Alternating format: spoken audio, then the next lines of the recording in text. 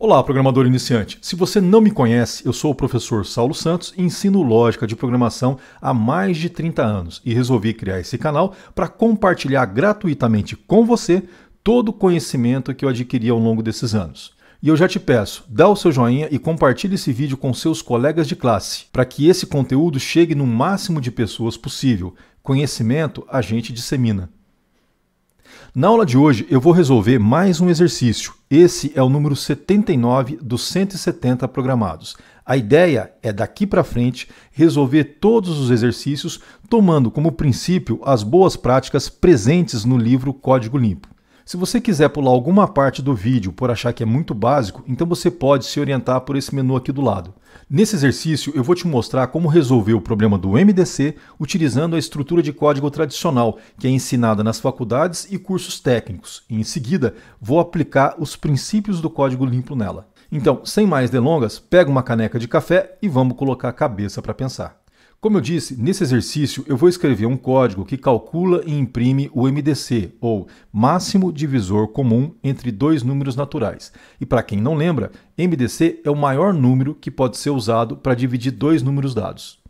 Por exemplo, qual é o maior número que pode ser usado para dividir os números 10 e 20? Obviamente que é o número 10, mas e para os números 9 e 12? Uma forma lúdica de resolver isso é anotar todos os divisores de 9, que são 1, 3 e 9, seguido de todos os divisores de 12, que são 1, 2, 3, 4, 6 e 12. Agora, basta selecionar o maior divisor comum entre os dois. Esse exercício pode ser resolvido de várias formas, mas eu vou propor uma que me parece mais evidente e que toma como base a ideia apresentada. Uma outra forma é usando o algoritmo de Euclides ou até mesmo implementar uma solução recursiva. Mas vamos abordar primeiro a solução tradicional para depois refatorar esse código. O primeiro passo é declarar as variáveis N1, N2, auxiliar e MDC, onde N1 e N2 são usados para a entrada de dados, auxiliar para trocar os valores entre N1 e N2, no caso de N1 ser maior que N2, e por fim MDC, que é usado para armazenar a saída do programa. Após a entrada de dados, eu verifico se N1 é maior que N2 e, se for, fazemos a troca de valores. Mas me permita aqui uma parte. Você verá nesse curso esse código de troca de valores em dois algoritmos de ordenação muito famosos, que são o Bubble Sort e o Quick Sort. Mas voltando ao código, vamos testar e ver o que ele faz. Imagine que N1 vale 12 e N2 vale 9. Como a condição resulta em true, o if vai ser executado. Auxiliar, então, vai receber 12, N1 vai perder o seu valor, que será substituído por 9, e N2 vai perder o seu valor, que será substituído por 12. Concluímos, assim, a troca de valores entre N1 e N2. Agora, com os valores trocados, eu crio um laço de repetição que irá rodar 9 vezes e não 12. Esse foi o motivo de trocar os números. Eu tornei o algoritmo mais rápido. Já pensou se o valor de N1 fosse 1000 e a troca não fosse feita? O laço iria executar 1000 vezes, sendo que poderia executar apenas 9. Agora, dentro do laço, eu tento dividir N1 e N2 por cada valor que passa pela iteração da variável i. Para o caso específico dos números 9 e 12, o algoritmo vai tentar dividir ambos pelos valores de 1 até 9.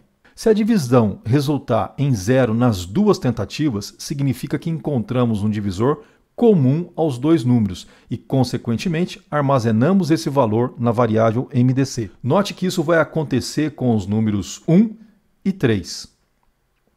Ao final do laço, a variável MDC estará valendo 3, que é a resposta esperada. Agora, vamos para a versão refatorada desse código.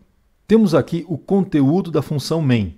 Primeira alteração vai ser no nome que eu vou dar para essas variáveis. Em vez de N1 e N2, eu vou colocar número 1 e número 2, pois fornecem mais significado ao invés de N1 e N2. Em outras situações, apenas número 1 e número 2 não seriam suficientes para auto-explicar o conteúdo dessas variáveis, mas não nesse caso. Já no lugar de MDC, eu utilizei máximo divisor comum.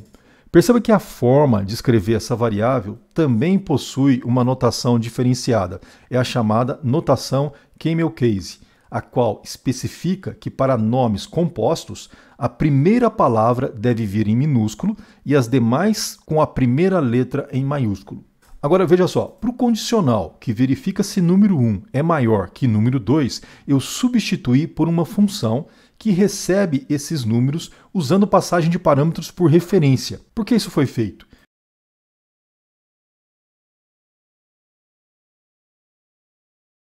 Porque o condicional por si não é autoexplicativo. Precisaríamos de um comentário para explicar o seu objetivo, e essa é uma das regras do código limpo. Agora, o nome da função é muito importante também.